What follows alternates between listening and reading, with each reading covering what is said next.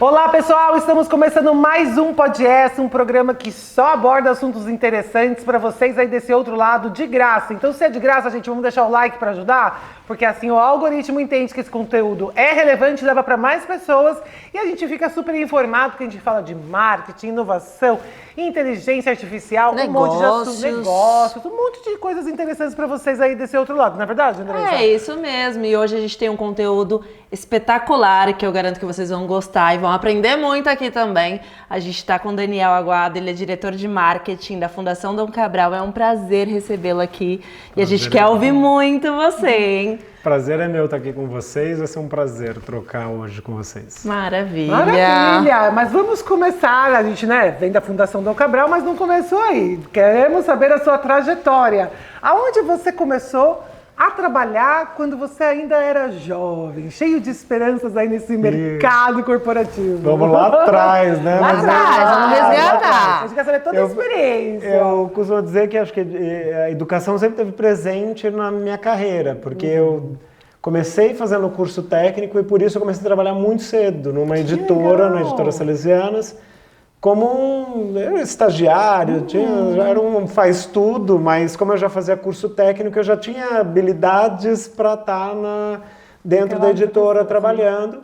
Então comecei dessa forma na editora Salesianas, depois entrei na faculdade, comecei a buscar um programa de estágio. Quando eu fui para o mercado financeiro, para a Redcard, eu entrei por RH, então minha carreira começa dentro da área de recursos humanos. Mas que legal, né? Porque lidar com pessoas e desafios corporativos. Faz todo sentido também no marketing. Tá ali, acho, né? E aí eu comecei a me enveredar pro lado de marketing e tal. Eu falei, bom, acho que tá na hora de migrar de área. Eu lembro que foi um movimento importante de carreira que eu fiz dentro da Redcard, de querer realmente ir para um lugar que tivesse um impacto maior. Acho que quando você fala de RH, quando você fala de comunicação interna, endomarketing, tá tudo meio num ambiente sob controle, né? Sim. Você sabe a audiência, você sabe, eu tinha vontade de um lugar que a coisa saía um pouco do controle da empresa.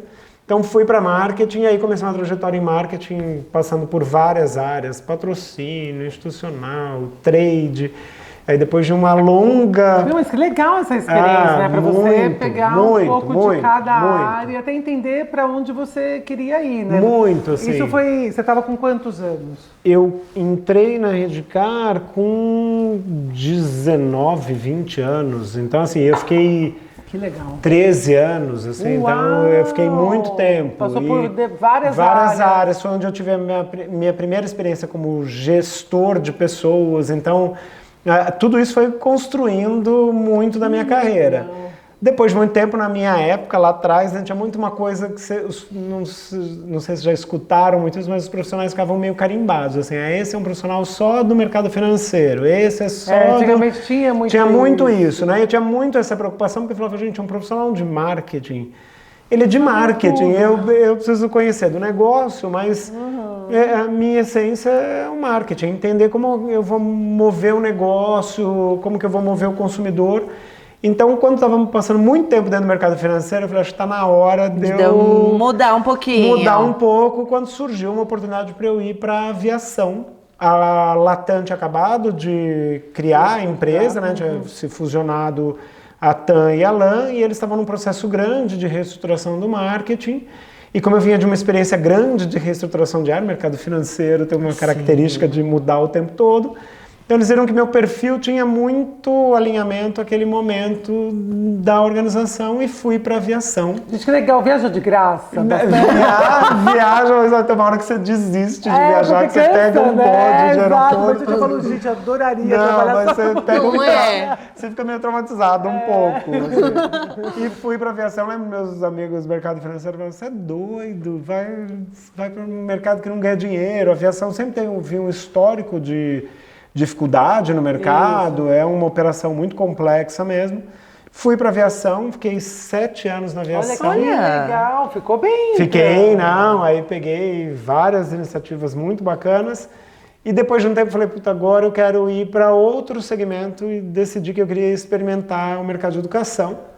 E aí eu fui para o Poliedro, assumi a diretoria de marketing do Poliedro, que é um grupo educacional que atua mais na educação básica, então eles têm colégios, têm curso pré-vestibular São bem grandes, né? e sistema de ensino, um grupo super grande. Eu falo que eu entrei com o pé direito no mercado de educação, porque eu entrei numa marca que acredita em educação, né? Então, para mim isso fez toda a diferença, porque assim, na essência eles têm a coisa de oferecer educação de excelência. E depois estava lá há 3 anos, a fundação me procurou se eu tinha interesse, e eu falei, bom, já vi como que é na educação básica, vamos ver como é a formação para as lideranças, os executivos. A fundação é uma escola de negócios e estou lá já indo para quase 4 anos. Acho que é legal você contar um pouquinho, né, das frentes da Fundação Dom Cabral. Várias pessoas conhecem, mas explicar, porque tem muitas pessoas que não conhecem, explicar o que tipo de aulas, de métodos. Que você métodos. Eu acho que é legal entrar Lógico. Então a Fundação Dom Cabral, ela é uma escola de negócios, né, por essência, e a gente basicamente atua em 3 verticais. Uma área que a gente chama de educação executiva, que é o desenvolvimento das organizações, e é por onde a Fundação Dom Cabral nasceu. Então, uma empresa precisa se desenvolver do ponto de vista de governança, de liderança, de gestão. A gente tem uma série de iniciativas e produtos que atendem a essa organização. Seja para ajudá-la a desenvolver até um planejamento estratégico ou ajudá-la a desenvolver a liderança dela. Então ela é capaz de, junto com a Fundação Dom Cabral, customizar uma série de produtos de desenvolvimento organizacional para atender aquela demanda específica. Por isso que a gente fala que é uma educação executiva. Porque antes de eu começar qualquer coisa numa empresa, eu vou entender o contexto daquela empresa, vou entender o contexto daquele desafio. Sim. Então essa é uma vertical que é o DNA da fundação. Depois a gente começou a expandir para o que a gente chama de educação acadêmica, que são os programas, basicamente, que são os programas regulados pelo MEC ou pela CAPES. Então a gente tem desde a graduação, a gente passa pela pós-graduação, o Executive MBA, o mestrado profissional, o doutorado profissional e a gente vai até o pós-doc. Então é um lifelong learning, então você pode fazer uma jornada de aprendizado ali de longa duração, onde a gente tem uma família de programas que ajudam esse indivíduo. Aí eu olho muito para o indivíduo, o desenvolvimento do indivíduo, o papel dele como líder, como que ele vai atuar, essa liderança vai impactar a organização que ele atua e depois como essa liderança e essa organização impactam a sociedade. E por que a sociedade é importante? Nós somos uma fundação, a gente acredita muito nisso. E a nossa terceira vertical de negócio é a educação social. Então a gente tem um trabalho grande de desenvolvimento de empreendedores populares, de organizações não governamentais, de entidades que atuam para ajudar no fomento da sociedade. Então as mesmas práticas, as mesmas metodologias, muitas vezes os mesmos professores que estão nos nossos produtos acadêmicos, que estão nos nossos produtos da educação executiva, também atuam nos nossos produtos da educação social. É a mesma excelência de educação que a gente aplica em qualquer uma das nossas frentes de atuação. Obviamente, quando eu falo de aprendizado para empreendedor popular, eu adequo a forma, eu adequo o meio, mas eu não abro mão da excelência do que eu vou entregar. Então a gente acredita muito que essas 3 educações, elas nos ajudam a enfrentar os desafios como país e como sociedade também. Então essas são as frentes de atuação aí da Fundação Dom Cabral. Maravilha. E hoje você atua como diretor de marketing dentro da Fundação Dom Cabral. Qual é o maior desafio de atuar nessa frente e comunicar isso para o mercado da melhor forma possível? Acho que a educação hoje tem sido bastante questionada no sentido da formação de longo prazo, né? Isso é uma coisa que a gente vem acompanhando muito, é uma característica da evolução da sociedade, então não consigo nem dizer se isso é bom ou se é ruim, é um dado da realidade. Então as pessoas hoje acabam questionando muito, mas para que eu vou fazer um programa de 2 anos de duração?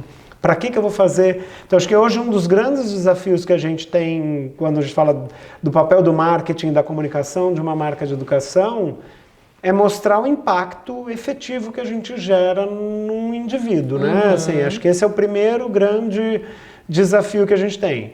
O segundo desafio assim, é um mercado que pulverizou demais. Então, se você olhar como era o mercado de educação há 10 anos atrás, como é o mercado de educação hoje, você tem grandes grupos educacionais na frente desses negócios. Você tem o que a gente chama, e não é nenhuma crítica não, mas os grupos que olham a educação mais como varejo, como eu preciso ter quantidade, eu preciso ter volume de alunos. Um grupo de instituições que estão lá afincando o pé que a educação é DNA, é core, então eu coloco a fundação sempre nesse lugar, a gente acredita na educação por excelência. E tem influenciador que entrega informação, tem consultorias, tem uma imensidão de coisas. Então, como você acha um lugar para falar do seu produto, do seu posicionamento, e como você encontra a audiência certa para isso? Porque, assim, eu vejo, assim, a gente às vezes acompanha muito, monitora muito o mercado, sei lá, alguém que oferece um MBA de 3 dias. O nosso tem 580 horas. Nem que eu quisesse, eu resumiria. Fazer um pocket não daria. Mas eu não posso questionar se deve existir ou não alguma coisa de 3 dias. Eu acho que eu tenho que chegar naquela pessoa que vai ver valor no meu e que vai entender que eu realmente... E tem muitas pessoas que não acreditam nesse formato, né? É isso. Ser veloz, acho até suspeito, porque como assim em 3 dias? Então, o desafio de você chegar na audiência certa acho que o grande desafio de marketing em vários segmentos, mas acho que na educação isso tem sido mais forte ainda por conta de todas as mudanças, né? Acho que um questionamento forte, você vê já nos jovens, para que eu vou entrar numa universidade, para que eu... Agora está surgindo esses questionamentos, muito. E isso que eu ia até te perguntar, né? Porque assim, a gente vê que existe uma atualização, né? Que é feita não por todos, mas por muitos. Mas eu percebo que há uma dificuldade em lidar com esse novo jovem ali, com escolhas e cheios de opiniões, porque acabam tendo esse acesso que nós não tínhamos para ter e tal, questionadores, e também entra nessa... por que eu preciso disso? Para que eu vou entrar nisso? Vou assistir o YouTube. Então... Isso eu acho que também é um desafio gigante, gigantesco, né? Porque eu sei tudo, me consulto com médico online, tudo agora é chat, tudo é... Chat GPT. Eu acho que tem sua beleza nisso, assim, um pouco, não né? dá pra ver nada tudo contra, mas também tem alguns empecilhos nisso. Eu vejo assim, acho que tem uma característica geracional, mas que acho que de formato, de acesso... Eu acho que a beleza disso é que desafiou as marcas de educação também a entender um pouco que a coisa precisa atualizar. Você precisa também buscar formas de reinventar um pouco como você executa o seu negócio. E até a velocidade, já que todo mundo agora quer tudo no 2. Né? Eu lembro quando eu trabalhei no Poliedro, tinha um colega meu que ele dizia assim, se você pega uma aula de, sei lá, química, física, e assistir essa aula no YouTube, por exemplo... Se você tiver dúvida, você volta aquele vídeo 100 vezes, o professor vai continuar simpático 100 vezes, porque você vai voltar. Na sala de aula, se o aluno perguntar pela 3ª vez, a chance dele já tomar uma resposta invertida trás, por muito menos, viu? Então a escola também precisa se reinventar um pouco no modelo. Eu vejo muito, a Fundação no ano passado lançou a primeira turma de graduação. Foi um trabalho gigantesco de realmente entender assim, como a gente se conecta a esse jovem que ele quer construir, que ele quer fazer parte do processo. Ele não quer só entrar numa sala de aula e receber uma avalanche de conteúdo. Essa passividade, que eu acho que a nossa geração talvez tenha sido uma das últimas que aguentou bem essa passividade, e hoje eles questionam isso. Então também um pouco do papel das marcas de educação é como que eu levo algo a mais? Como que eu trago esse jovem para dentro da construção dessa formação sem abrir mão da metodologia, sem abrir mão do rigor acadêmico, mas eles precisam dialogar com a gente, senão fica uma coisa muito desconexa. E eu acho que tem uma característica que eles já estão determinando que vai ser desse jeito. E eles influenciam as gerações anteriores. Então, a gente vê que essa necessidade aparece em outras faixas. Por isso que eu acho que a beleza assim, é como que eu vou adequando isso num processo que é contínuo, né? Então, assim, você vai estar em sala de aula ao longo de vários momentos da sua vida. Como que isso vai ser produtivo? Como que isso vai ser efetivo? Como que isso é uma preocupação que a gente tem muito na Fundação? Qual a aplicabilidade disso, né? Então, eu preciso ter a pesquisa, a ciência, o rigor acadêmico, mas como eu aplico isso? Isso vale para todo mundo, né? Todo mundo quer ficar 4 horas dentro de uma sala de aula, mas quer sair dali com esse senso de utilidade, com esse senso de eu posso botar a mão na massa com isso aqui que eu aprendi. Acho que esse é o desafio que as marcas de educação estão passando muito, assim, que parece simples eu contando para vocês aqui, mas isso é revolucionário, tá? Isso é revolucionário. E você acha que, como a Van comentou, o uso de ChatGPT, a inteligência artificial hoje dentro da sala de aula, ele acaba afetando drasticamente a educação nesse sentido ou não? Eu acho que a gente vê muito assim, é meio caminho sem volta, né? Então, assim, a tecnologia está aí, eu posso tentar ignorar, eu posso absorver integralmente, eu entendo como ela vai ser um parceiro dentro do processo de aprendizagem, assim. Sim.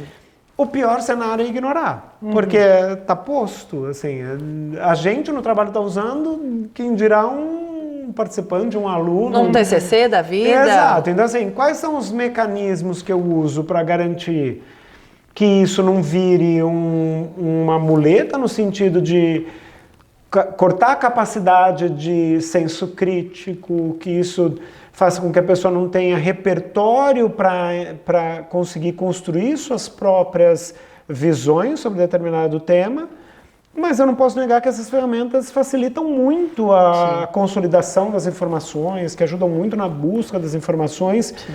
Mas o que a gente acredita muito na Fundação é assim, se você não tiver o conhecimento e o discernimento para usar esse tipo de ferramenta, a chance de você cometer alguma bobagem vai ser alta.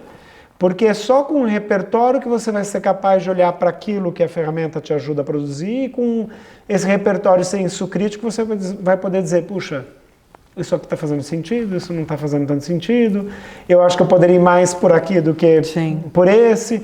Quais são as perguntas que eu deveria fazer para que a ferramenta pudesse ajudar na construção dessas respostas. Exato. E não ter um comodismo cerebral, né?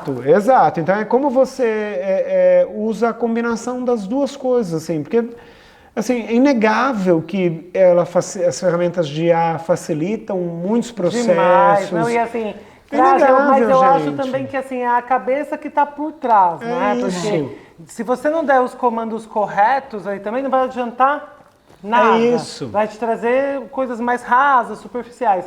Então, se você tem, né, um prompt ótimo ali que você coloca, que vai te trazer uma série de insights ou trazer algumas soluções para compor o que você estava pensando ali, eu acho que tudo agrega, né? Exato. Agora, eu acho que deve ser difícil também, né, mensurar isso e entender como que está sendo feita a utilidade disso, né? Exato. E a avaliação, eu acho que a minha curiosidade é essa, então, tipo, um professor, como que ele avalia?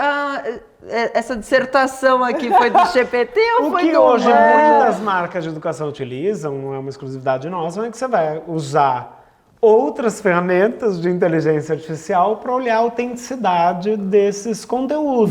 Vai ser uma inteligência artificial para validar a outra inteligência artificial. Queridinha, veja se esse meu aluno usou você. É isso. Você conseguir usar as ferramentas. Então, assim, de novo, tá posto. A realidade é que as mas olha, a gente percebe até no dia a dia, né? Às vezes eu vejo pessoas assim, né? Principalmente, né? Eu tenho um ex-namorado que eu percebia que às vezes ele mandava uns textos e ele não era muito bom na comunicação da escrita, né? Então, pra convencer eu a falar, eu percebi e falei, esse texto não foi meu. A gente percebe, né? Mas no caso, aquele eu conheço a fundo. O aluno, às vezes você não tem acompanhamento, o dia a dia dele, para saber que aquilo ali foi um... Hoje estava com um colega que eu trabalhei na Latam e ele me falou, você reparou como melhorou o conteúdo do LinkedIn depois dessas ferramentas? Não é? Exponencialmente. Estão escrevendo corretamente. escrevendo melhor, Nossa. ideias mais coesas, então tá ótimo. É só se preocupar com essa questão. Eu vi um meme esses dias que era uma pessoa numa festa junina fazendo um discurso. E aí ela leu, né, todo o discurso e no final, se você quiser que eu faça um ajuste. Ai, meu Deus, e ele falou isso no microfone, no automático. No automático. Todo mundo Por isso que eu falei, percebeu. o repertório, o senso crítico são humanos. Exato. Então, assim, se você não tiver isso, nenhuma ferramenta vai te ajudar a brilhar. Eu de verdade acredito que se você tiver um bom repertório, quando eu falo de repertório, eu falo muito isso quando eu falo de profissionais de marketing, um bom repertório cultural em marketing, então é aquela pessoa que vai ao cinema, que lê livro, que vai às ruas, que vai a exposições, ela está construindo um repertório. Sim. Isso vai ajudá-la a ter senso crítico, a escola vai ajudá-la a ter senso crítico. Uma ferramenta de IA vai potencializar tudo isso. Exato. Se ela não tiver essas duas coisas aqui, a ferramenta não vai vai gerar ver. pouquíssimo valor. Assim. Verdade. Eu acho, e contra a ferramenta, eu acho que não é um ganho. Não é, mas você vê que tem um movimento contra. Eu falei, gente, não adianta. Não, isso... Ai, porque aí tem pessoas que não querem nem aprender muito a utilizar, com medo de fazer isso dentro das empresas e achar que a pessoa depois vai ser mandada embora. Eu falei, não, é uma soma. Então eu acho que tem um ruído, né, um ruidaço, né, um ruidaço muito grande nisso, que acaba dando esses alvoroços aí errados, né? Que não compensa. E uma coisa que eu ia te perguntar, assim, e o que mais, assim, tem mais de inovador, né, no meio da educação? Você tem alguma novidade, alguma coisa, um olhar ou não? A inteligência já é isso e vai só aprimorar. Existe mais alguma coisa inovadora na educação? Eu acho que tem algumas questões que a gente vê muito dentro da Fundação Dom Cabral. A Fundação Dom Cabral acaba que, além das temáticas que a gente atua, gestão, liderança, a gente olha muito para as metodologias que vão para dentro da sala de aula. Legal. Então, e é uma coisa que pouca gente vê, porque na verdade ela só vê isso depois experimentando na prática. Sim. Então, o que eu vejo onde tem muita inovação e muitas das coisas nem passam só por tecnologia, tem a ver com quais são os métodos de aprendizado mais eficientes para adultos, por exemplo. Então, como que o adulto absorve melhor o conhecimento? Como que o adulto, o aprendizado dele pode funcionar de uma maneira mais inerente à posição que ele está atuando? Como que isso pode ser mais efetivo do ponto de vista de sala de aula? Como que isso pode ser mais efetivo do ponto de vista de um aprendizado à distância? Como que isso pode ser mais efetivo num aprendizado combinado em grupo, em um aprendizado individual?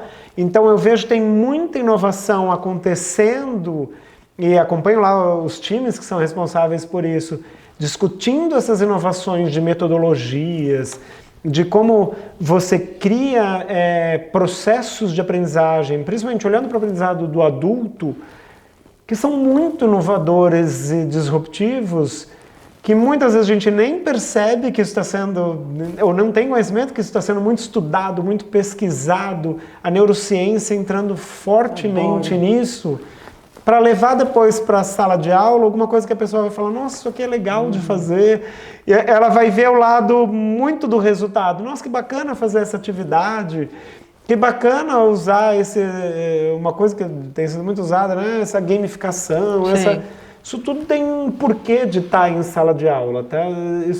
São inovações que estão olhando para o processo de aprendizagem, assim, como que o nosso cérebro recebe essa informação, como que ele processa isso, como que ele absorve isso no mundo de coisas que a gente precisa absorver. Sim. Então, acho que tem muita inovação acontecendo aí e não é uma inovação tecnologia, é uma inovação mesmo, é uma inovação que está ali olhando, entendendo o ser humano, o comportamento do ser humano. Eu acho isso muito surpreendente, assim, acho muito legal.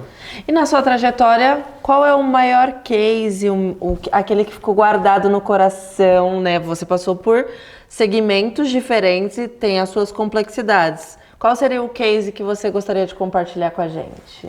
Bom, eu sempre falo do mesmo, porque realmente ele é um que ficou muito no meu coração, que foi o patrocínio da Latam aos Jogos Olímpicos Rio 2016, que eu liderei o projeto de patrocínio, e foi o projeto que apresentou a marca da Latam para o mercado, mas acho que independente do trabalho da marca, o projeto em si, né, da gente botar aquilo de pé, de acompanhar uma Olimpíada que estava acontecendo no nosso país pela primeira vez, no nosso continente pela primeira vez, todo o desenvolvimento do Tour da Tocha, a Latam foi buscar a tocha, a chama olímpica, como que ia trazer aquilo aceso dentro do avião, como que a gente ia fazer... Emocionante, Então né? foi um ano e meio... Exato!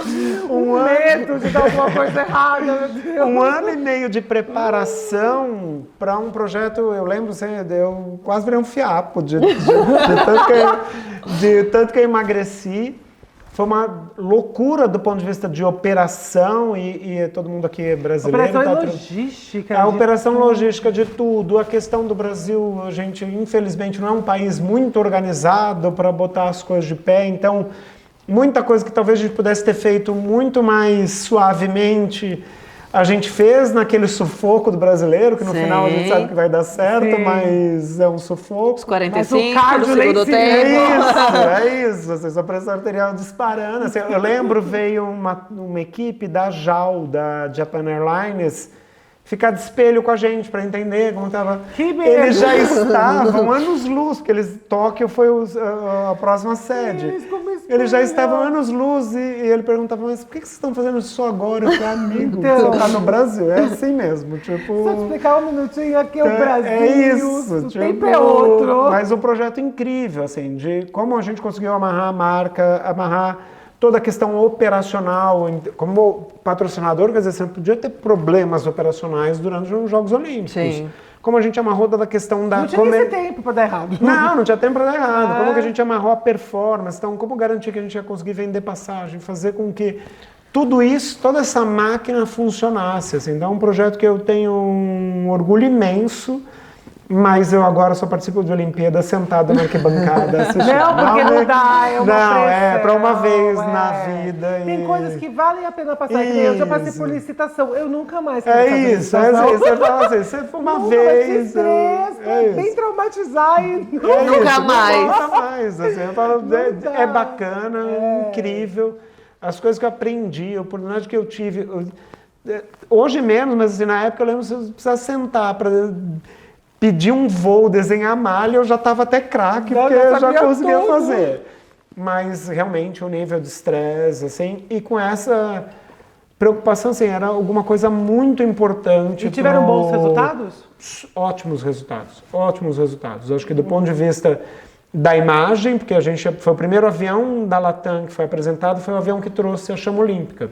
Que foi aquele todo azul, eu lembro. E aí ele foi um avião que foi pintado fora do Brasil, depois a gente escondeu esse avião no Chile, depois esse avião veio para o Rio de Janeiro coberto de plástico preto, porque a marca já estava aplicada nele, foi buscar a chama, aí quando ele pousa em Brasília, que a gente apresenta ele oficialmente, com a cobertura da imprensa, e aí com a chama olímpica desembarcando, então foi assim, para fazer tudo que a gente fez acontecer em 45 dias de jogos, vocês não têm ideia da mobilização. Quanto tempo faz que foi. isso? Isso foi 2016, quase 10 anos já. Nossa, quase 10 anos.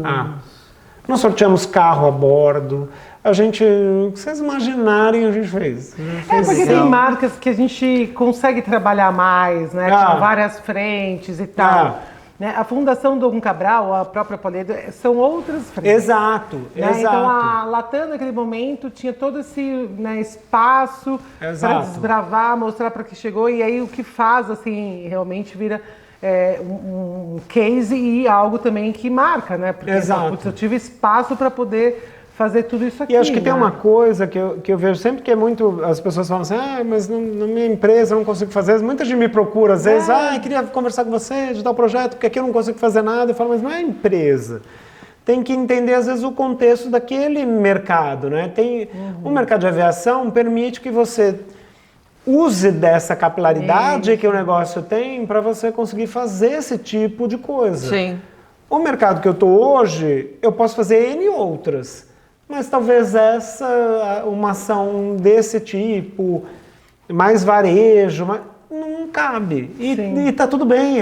Acho que essa é a beleza de entender. É a beleza do entender cada segmento que você tá. E hoje a gente vê que o marketing está muito, né, reduzido em relação a investimentos e verbas e tudo mais. E hoje é fazer mais com menos, né? É a mesma coisa que você fez todo o lançamento há 10 anos atrás, você fazer agora com esse dinheiro. Então você fala, meu Deus, como que eu vou fazer isso? Então existe, né, esses desafios que eu acho que quem está numa cadeira de marketing hoje tem que enfrentar para trazer resultados com uma verba super reduzida.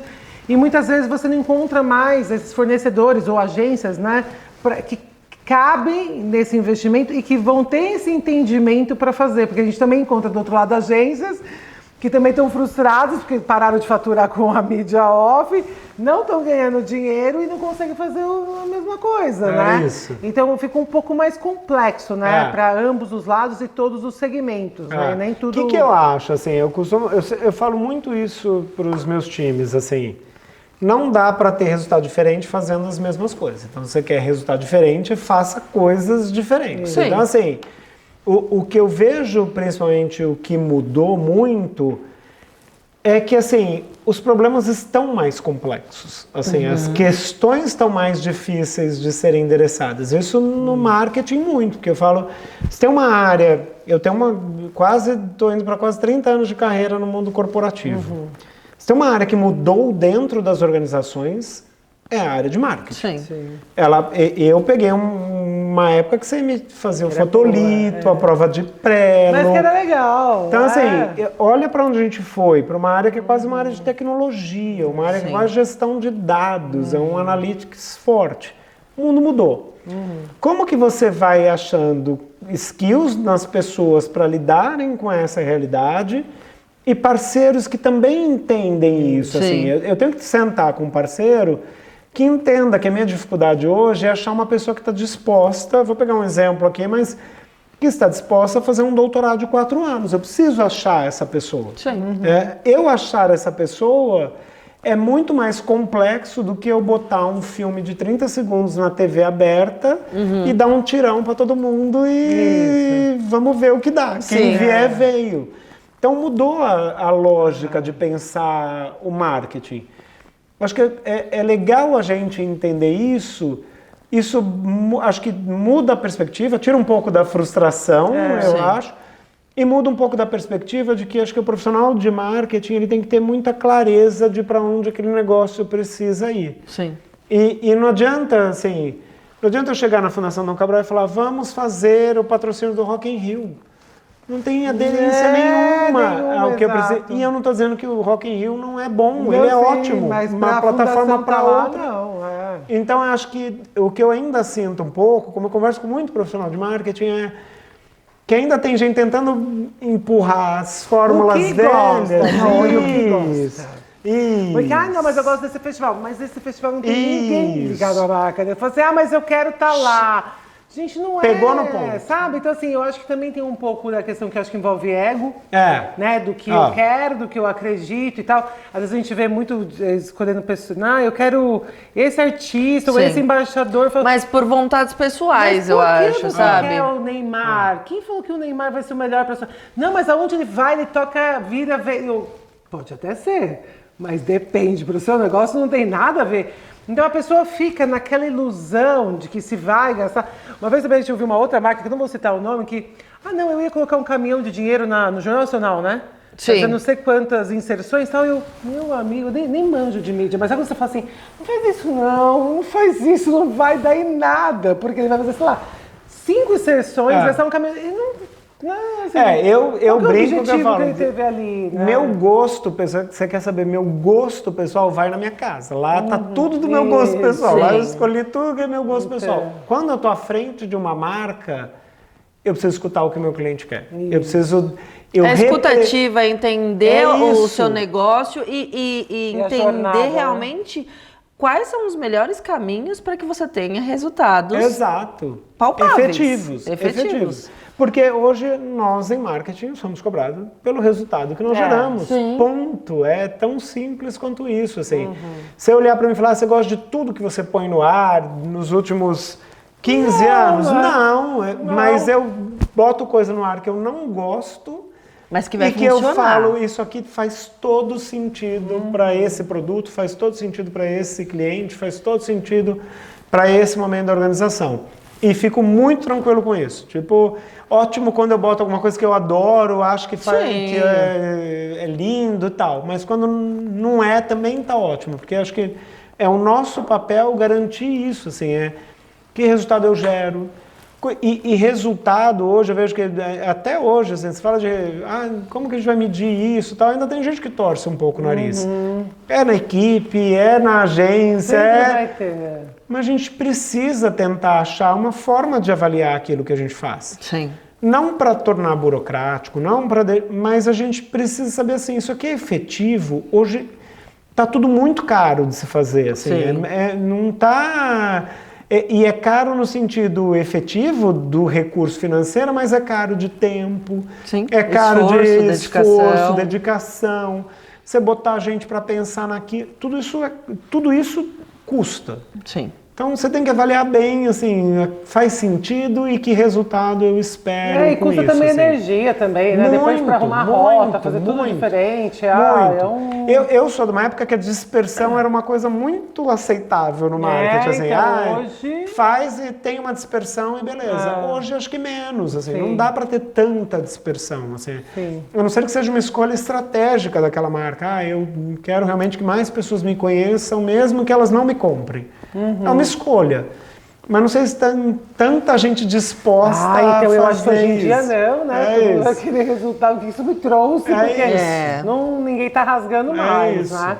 Mas agora a gente pode ir pro nosso momentinho? Pode essa! Que nossos telespectadores enviam perguntinhas, mas é tudo relacionado a trabalho, provavelmente a Fundação Dom Cabral.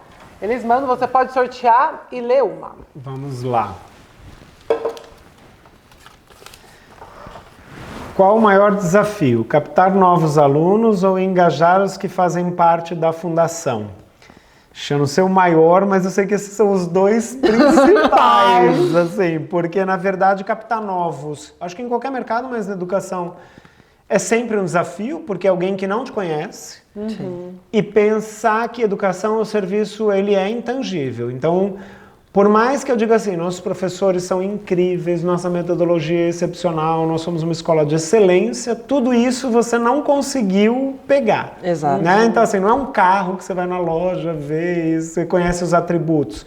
Eu vendo uma promessa. Então, assim, eu trazer novos, por isso que a recomendação na educação é muito importante.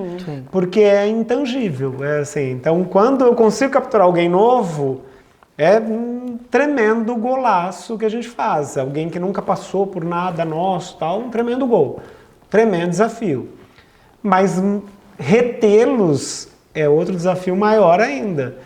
Porque é muito comum que a gente nesse mercado, e a gente, imagino que vocês já fizeram isso, você faz a graduação numa universidade, depois você quer fazer a pós em outra. Você quer experimentar um MBA em outro lugar. Uma empresa nos contrata para fazer um desenvolvimento, mas depois ela quer experimentar outra. Então a retenção também é um processo difícil. Ainda mais porque a gente, como uma marca de educação de excelência, tal, a gente também gosta da ideia de que experimentar é parte do seu processo de aprendizagem, né? Mas como negócio... Os dois são desafios muito sensíveis, assim. A gente tem uma sorte de que quando a gente tem um aluno na jornada conosco, nossa taxa de desistência é 0, assim. Então, é um índice de muito sucesso. Mas é sempre um desafio. Eu falo, você trazer alguém novo, você tem que tomar muito cuidado da expectativa que você gera, né? Porque onde que, eu costumo dizer, a gente mede NPS, eu trabalho com NPS há muitos anos, qual que é o problema do NPS? É a expectativa com a realidade, né? Porque você prometeu alguma coisa, a hora que você entregou, pode ser que aquilo não encaixou. Então a gente também tem muito essa preocupação. Vou trazer alguém para cá, um cliente novo, eu tenho que entregar a mais do que ele esperava. Então eu tenho que tomar cuidado também com a promessa de atração para depois não alcançar os objetivos. E qual que é o tempo de jornada que fica dentro da fundação? Depende do programa. Então se Mas você se forem pegar... todos os programas, aí por exemplo, Uma pessoa conseguiria fazer todos os programas, ou não? Hoje, por exemplo, tem desde a graduação até o pós-doc. Ela pode passar 15, 20 anos lá conosco, Lá se ela quiser. estudando. Porque pra você prender ali alguém. Que é o caso, por exemplo, do poliedro, que você entra num colégio nos Isso, é anos verdade. iniciais e você vai até o curso pré-vestibular. E lá, por exemplo, a gente viu os momentos de ruptura. Momento de ruptura do ensino, os anos finais para o ensino médio. O aluno está cansado da instituição. Ele já vem daquela relação há 6, 8 anos. Sim. Aí no ensino médio, pode ver, é muito comum quem tem filho nessa faixa, quero mudar de escola. Então, eu falo, é hora de renovar os votos, porque como que você vai trazer essa família para o ensino médio mais 3 anos? É muito comum, esses movimentos são muito comuns na educação. Então não tem como comprar na frente, fingir que não são vocês. A gente enjoou, olha aqui na frente. Tá diferente! E não adianta, eu falo, é diferente de qualquer outro serviço. Por exemplo, você pega a educação básica. Primeiro que na educação básica tem uma característica que quem paga não usa, né? Que os pais pagam, mas quem usa são os filhos. Então ainda tem uma intermediação da experiência, né? Porque são os filhos que vão dizer como que está funcionando a coisa. E umas exigências também de quem não participa no dia a dia. E é um relacionamento diário intenso. Então, assim, é natural que nesta jornada, que é um casamento, ele vai ter os dias de DR, ele vai ter os dias... O que faz com que essas relações sejam duradouras é alinhamento de valor. Você escolhe uma instituição de ensino porque seus valores se alinham com aquilo. Se não se alinha com aquilo, não vai dar certo. Por mais, assim, isso já vi muito acontecer. Eu quero que meus filhos estudam no colégio X, porque é considerado o melhor colégio de São Paulo. Eu não tenho nenhum alinhamento de valor com aquilo. Eu não acredito naquele método. Não vai dar certo. Não é uma questão só financeira, não é só poder pagar. A escola vai impor àquela família uma dinâmica, uma convivência. Ela vai trazer práticas daquela cultura que, se para você aquilo não tem fecha, valor, não fecha, nunca vai estar bom, gente. Então são algumas coisas que, assim, eu falo, educação, o preço, ele é um fator óbvio, sempre preço é uma questão, mas na educação ele acaba tendo um papel um pouco secundário, porque você precisa realmente escolher uma instituição que faça sentido para suas escolhas pessoais de valor, também, né? Exato. E que é muito difícil, né, hoje em dia. Eu não tenho filhos, mas eu acredito que eu teria muita dificuldade, assim. Porque eu sou extremamente insuportável com isso, né, de ensino, educação, as metodologias, tem coisas que eu acho super atrasada. A própria na escola da minha sobrinha, claro, ela tem condições aí de estar numa boa escola, mas você vê que ainda tem bullying, que tem não sei o quê, que tem, sabe, aí todo mundo na tela. Eu falo, gente, mas você já sai da tela de casa e coloca todo mundo na tela, as crianças na escola. Tem coisas que eu acho que tinha que mudar um pouco mais. Então eu acho que a dificuldade de pais, que às vezes nem tem esse tempo para ficar olhando a fundo tudo isso, acaba passando despercebido. Porque eu acho que são poucas, como a Fundação Dom Cabral, que já está um pouco mais à frente, né? Não estou falando uma criança, né? É difícil essa escolha, né? Porque lá na frente você consegue até escolher um pouco melhor. Nesse início aqui, né? Porque eu acho que a formação inicial é muito importante, né? A convivência com os alunos, um professor bem preparado para poder realmente conduzir uma questão ou de bullying ou de alguma, né? Não, aqui a metodologia, eu estou sentindo que os alunos não estão absorvendo, vamos tentar rever. Eu acho que tem que ter isso, e eu sinto que as escolas não estão avançando muito, né? Estão meio todo mundo, o que está acontecendo? E tem também, sabe, né? aquela questão de que você tem que decidir qual é a profissão que vai seguir. Rápido. E aí você é muito novo e você não sabe qual que você vai decidir, você acaba ingressando numa universidade, num curso, não é feliz nesse curso, você vai culpar o quê? Você vai culpar que foi o estudo, que foi a instituição, sendo que às vezes você não tinha essa conclusão do que você Nem queria seguir como profissão. Então é um desafio bem... E é interessante que, assim, isso acontece inclusive numa escola de negócio como a Fundação. Você pega, às vezes a gente faz escutas de clientes e tal. E aí a gente, por exemplo, no nosso Executive MBA, o nosso primeiro módulo é confiança. Tá. E alguns dos nossos concorrentes começam com finanças, gestão. E aí o executivo que está fazendo a busca, eles falam, mas confiança? Por que vocês não dão finanças no programa de vocês? A gente fala, não, ajuda finanças, dá tudo isso. Mas o primeiro ponto para a gente é você se entender como indivíduo, é você se entender como líder dentro de uma organização e você entender o seu impacto na sociedade. Se você não entender isso na largada, não adianta você aprender finanças, gestão. Nada! Então, assim, mas mesmo assim a gente tem que contar essa história. Olha, então, já é assim, um diferencial Fundação Dom Cabral, olha aí, então, pessoal. A gente tem que contar essa história, porque é difícil mesmo, assim, não é um mercado que é padronizado, não é? Então, a gente também, como marcas, tem que ajudar, às vezes, o cliente a entender as diferenças, entender se aquilo faz sentido para ele. Eu acho que, assim, obviamente, numa escola que tem educação social como um pilar de entrega, nós vamos sempre falar muito de sociedade, nós vamos sempre falar muito das questões que impactam a sociedade. Isso tem que ser um valor para quem está conosco. Exato. Não dá para ignorar esse fator. Assim. Então, são essas questões que permeiam um pouco a decisão por uma marca de educação e que são todas intangíveis. Assim.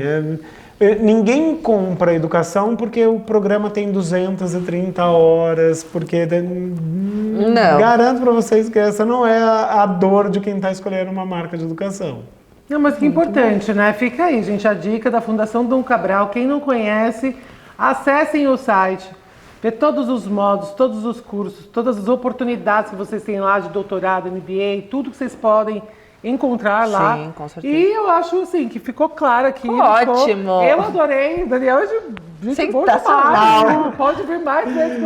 Assim, porque é um assunto muito legal. Que se a gente pudesse, a gente poderia aqui ficar a tarde inteira falando, porque entre diversas, né, situações que a gente vê aí de dificuldades, erros e acertos que podem ser muito legais de ser compartilhado. Então, fique aí o convite, as portas abertas para quando quiser vir, pode vir sempre que quiser, tá bom? Prazer estar aqui com vocês, foi muito bom. Obrigada, Daniel. E para vocês obrigada. que ficaram aí até o final, deixe o likezinho, vamos estudar, hein? Por favor. Estuda tudo nessa vida, e mesmo os mais velhos. Escuta esse conteúdo, curta também esse E conteúdo. não para de estudar. Aquele beijo.